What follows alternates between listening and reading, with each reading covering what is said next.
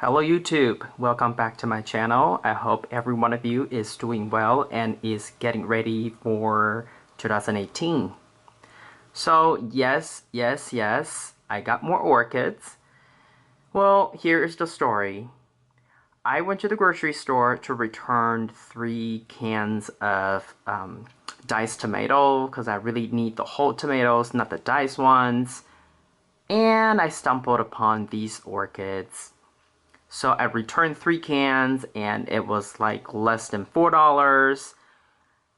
And because I had a $25 gift certificate from a Christmas gift exchange, so with taxes and everything, I actually paid less than $1 for these 3 orchids. So thanks to whoever the friend or person who prepared the gift certificate or gift cards. So the one on the right is, well, they're all no ID, although the one on the left here, this one is probably Phalaenopsis, Cow That Twinkle Chocolate Drops. That one is allegedly fragrant, but this one, because as you can see, it's in the evening, so I don't detect any fragrance yet. Maybe tomorrow morning there will be some fragrance. But the one in the middle and the one on the right, there are no IDs, but I picked the best looking ones as well as the best strong looking orchids with most leaves and the best root system. The one on the right though, it's tightly packed in moss, so I can't really see much of its roots. Let's see if we can just have a quick look around.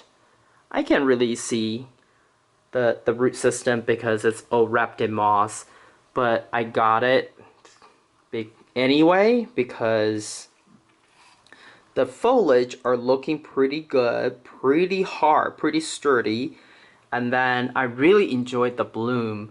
This is, well, on the camera it looks like a bit yellow, but it actually has quite a bit of green tinge to it. Not sure if you can see from this angle. And the flower is actually quite of decent size. I would say maybe like a 2.5 inch. Right, and then all the buds are still intact. With grocery store phals, you never know. Sometimes they get shuffled around so much that, you know, sometimes they have missing buds. But this one has very good color to it. And if you look really closely, the petals are actually, the flower itself actually has a little bit of like shimmering. It looks pretty good. I really like the green ish yellow, right? And the lip obviously is very good looking as well. A little bit of yellow, but overall it's looking great. And this is a mid-sized one. This one, I think the original price was $9.99, so $10 US.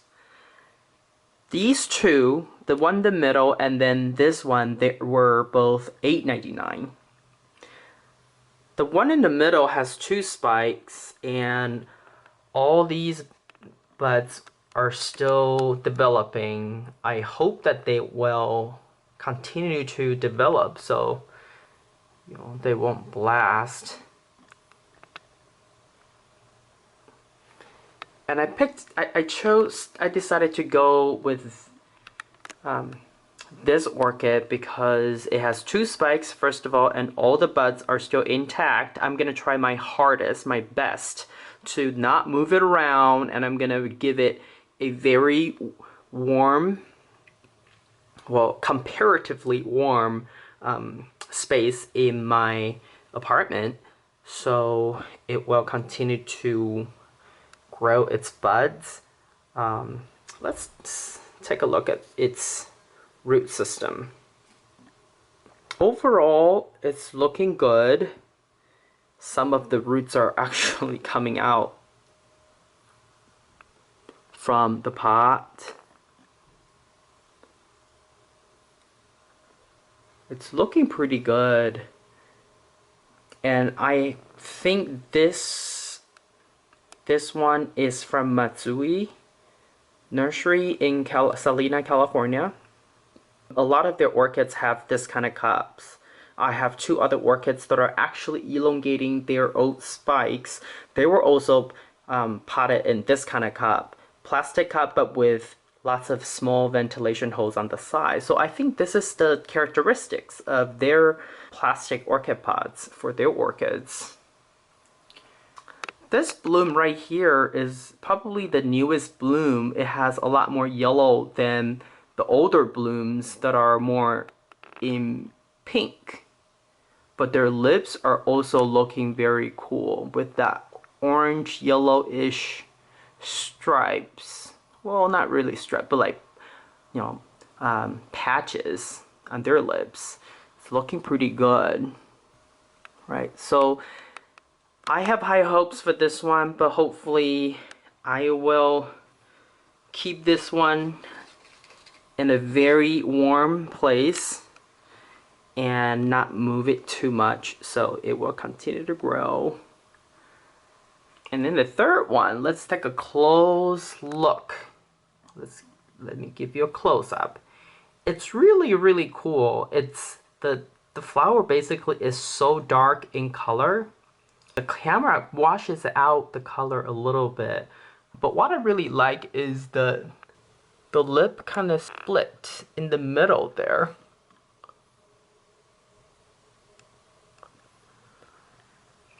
A friend of mine used to have a similar hybrid.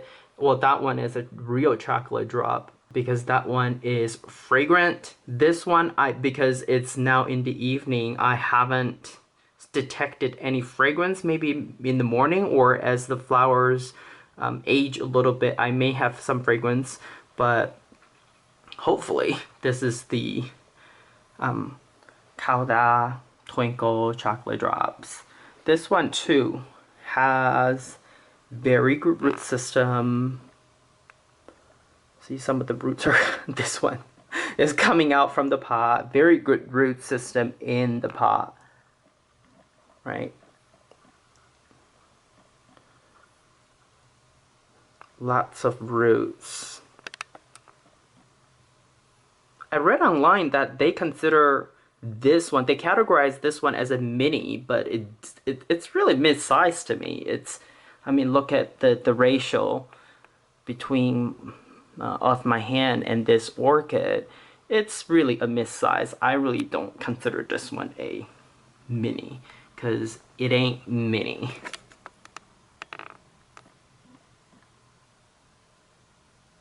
Very cool looking orchid.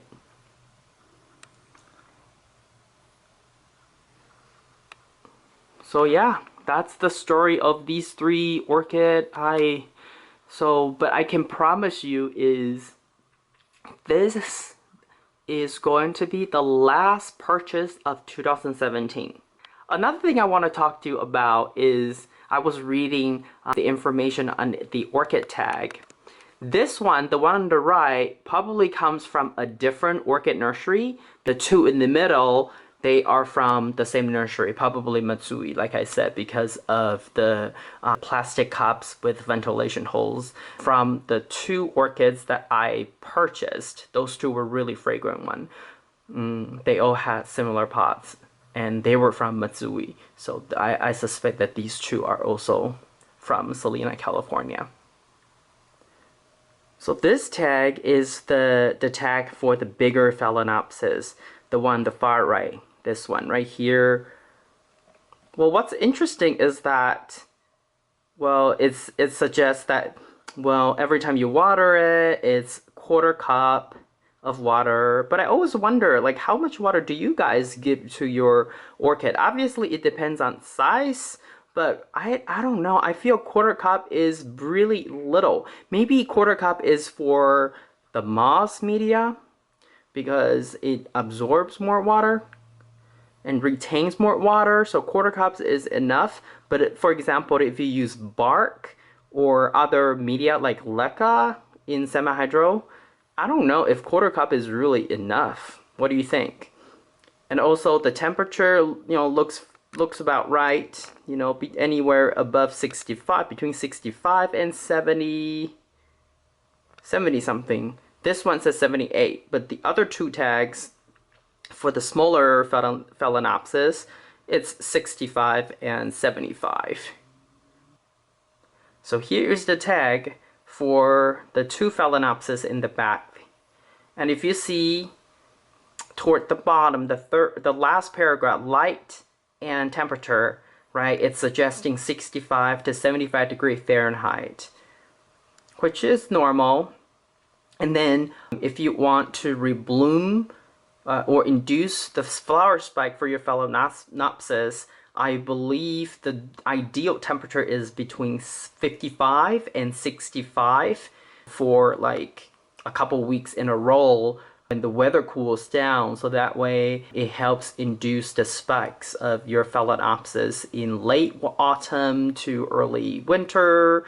And I also read somewhere that if your orchid if your phals are not spiking in January, then you really have to also use bloom booster, and then also make sure that the temperature is really cool, right, between 65 and 55 Fahrenheit to induce the bloom. Anyway, so this is my video for you today. If you like it, please give it a thumbs up and consider subscribe to my channel so you will get notification when I update new videos. With that said, I hope you enjoyed the rest of your 2017, and I will talk to you in 2018. Ciao!